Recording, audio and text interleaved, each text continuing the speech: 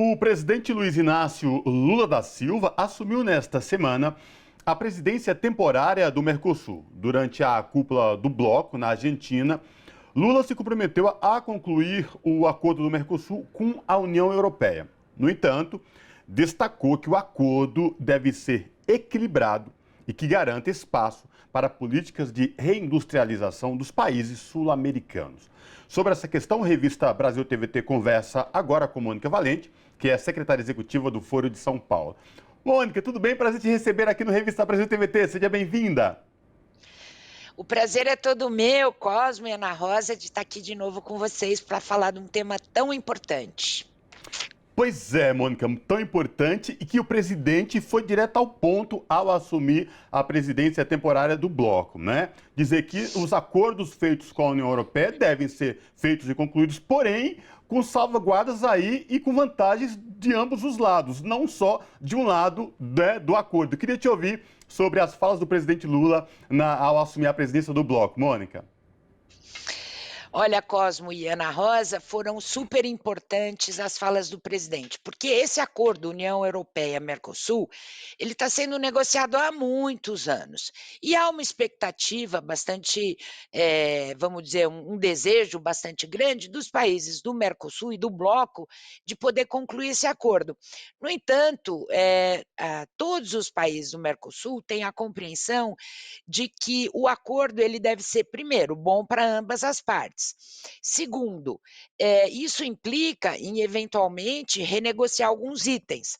Tem um item a mais que surgiu nesse último período, que é uma chamada side letter, carta ao lado, traduzindo literalmente do inglês.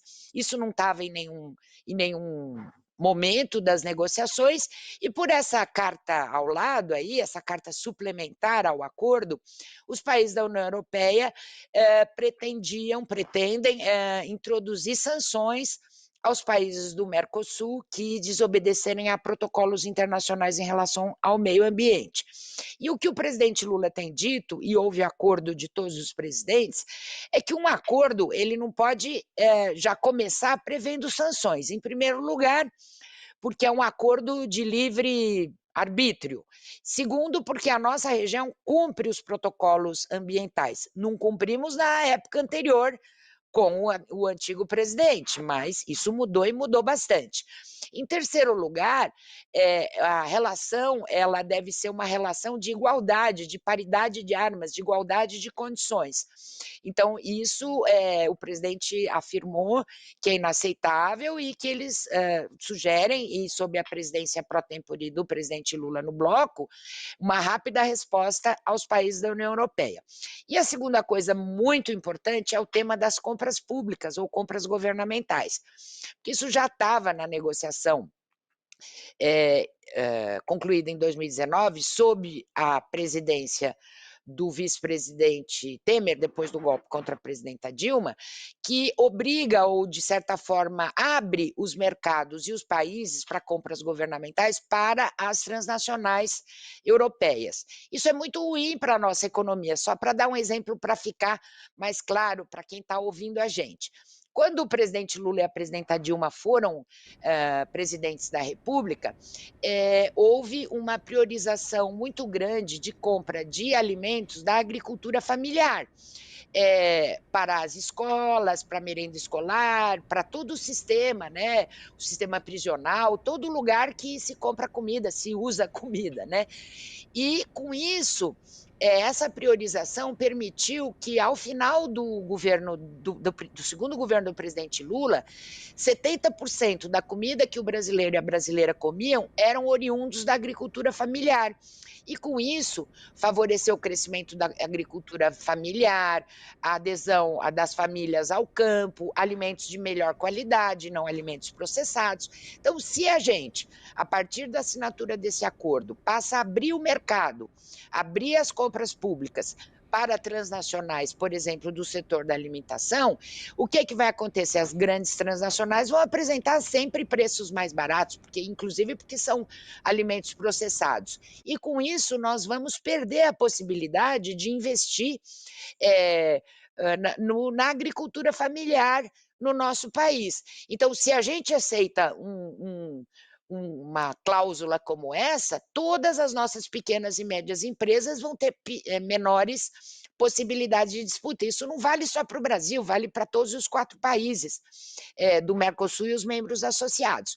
Então esse é outro ponto que o presidente Lula pretende rediscutir do acordo União Europeia-Mercosul. Há vontade política de concluir esse acordo, mas nós precisamos de igualdade de condições para poder também o nosso país deixar de ser um mero exportador de commodities, de minério de ferro e soja no comércio mundial.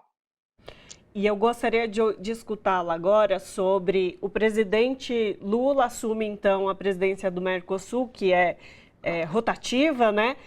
Mas, de fato, ele já vem fazendo uma movimentação de aproximação com esses países desde que tomou posse em 1º de janeiro.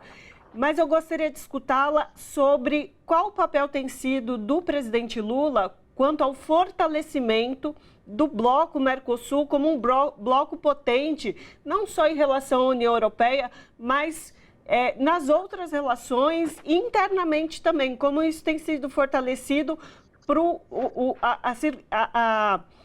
a organização interna dos países. Boa pergunta, Ana Rosa, porque às vezes as pessoas, assim, que não estão acostumadas com esse tipo de discussão, falam: "Mas esse negócio é política externa, não tem a ver aqui com a minha vida cotidiana, né? E o que que isso tem a ver aqui comigo e com a nossa vida?" O presidente, ele trabalhou basicamente com duas linhas. Uma linha é o fortalecimento institucional do Mercosul.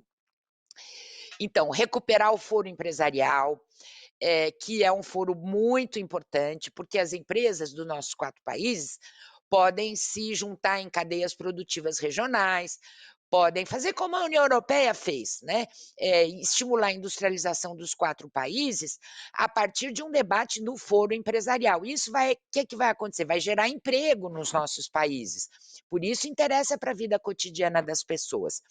O outro aspecto desse fortalecimento institucional é o compromisso do presidente Lula de fortalecer a participação social no Mercosul, que também é muito importante. Durante os últimos anos, nos 6 meses da presidência pró-tempore da Argentina, a cúpula social ela foi feita online por causa dos problemas de mobilidade que nós temos e rescaldo da pandemia.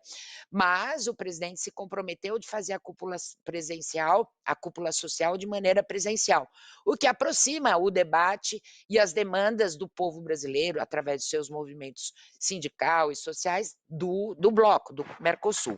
E outra coisa muito importante é o seguinte: o Mercosul, ele tem um fundo que se chama FOSEM, Fundo de Convergência Estrutural. Para que serve esse fundo? Ele serve para equalizar e para ajudar as empresas dos 4 países a se organizarem em cadeias produtivas regionais. Então, por exemplo, quando o presidente do Uruguai reclama, mas ele está também falando de uma demanda e de um problema que os países como Uruguai e Paraguai têm em relação às 2 maiores economias, que é a Argentina e o Brasil, em relação a uma assimetria entre as 2 economias. Então você precisa ter um fundo que permita corrigir essas assimetrias e fortalecer também a indústria, uruguaia. Eu vou dar um exemplo, quando o presidente, eu não me lembro mais, quem era o presidente pró-tempore da Unasul, mas foi feita um acordo de desenvolvimento da cadeia produtiva regional dos brinquedos. Quem lembra, muitos anos atrás, a gente comprava tudo que era brinquedo da China, lembra disso? Aqueles brinquedinhos para dar de Natal para a molecada das nossas famílias. Depois desse acordo, utilizando os recursos do FOSEM, foi feita uma cadeia produtiva regional do brinquedo, onde o plástico era produzido num país, o design do brinquedo era no outro país, enfim, de tal maneira que todos os países do Mercosul trabalhavam nessa cadeia produtiva regional e o FOSEM ele ajudou a estruturar essa cadeia, gerou emprego nos 4 países e fez com que a nossa região pudesse ser autônoma em relação a esse tema dos brinquedos. Mas isso, os brinquedos é uma coisa que muitos dirão: "Ah, é supérfluo". Supérfluo quem não tem filho e neto no Natal, para quem não tem filho e neto no Natal, né. Mas, tem outras coisas também que geram isso gerou emprego, etc. Então o Brasil não pagava o FOSEM há muitos anos, porque cada país tem que aportar recursos para esse fundo. Então o presidente diz: "Não, nós vamos voltar a pagar nossa dívida com vamos pagar nossa dívida, vamos voltar a pagar", para justamente fortalecer esse aspecto da industrialização, esse aspecto da correção das assimetrias. Outra coisa muito importante foi, eu sei que isso aí parece economês, mas não é, é bom as pessoas saberem, foi a revisão dos acordos de origem. O que quer dizer isso? Os 4 países do Mercosul, eles podem ter no seu comércio intrarregional e extrarregional, eles podem ter nos produtos que exportam entre si e que exportam para fora do bloco, um máximo de 45% de insumos produzidos em países de fora do bloco.